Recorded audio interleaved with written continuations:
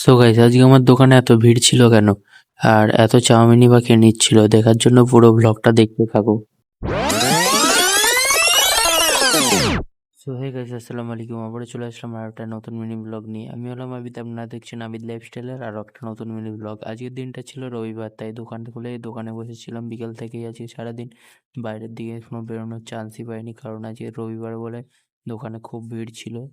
তারপরে দেখতে দেখতে সন্ধ্যা হয়ে গেল। সন্ধ্যাবেলা অনেক ভিড় থাকার কারণে আজকে আর বাইরের দিকে যেতে পারলাম না, কারণ আজকে রবিবার বলে দোকানটা প্রত্যেক রবিবারেই ভিড় থাকে দোকানে অনেক।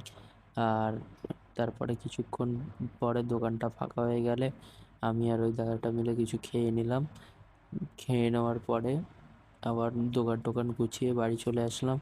বাড়ি এসে হাত মুখ ধুয়ে খাওয়া দাওয়া করে আজকের মিনি ব্লগটা এখানেই শেষ করে দিলাম। চ্যানেল নতুন হয়ে থাকলে লাইক, কমেন্ট এবং সাবস্ক্রাইব অবশ্যই করো। আর ভিডিওটাকে বেশি বেশি করে শেয়ার করো। বাই।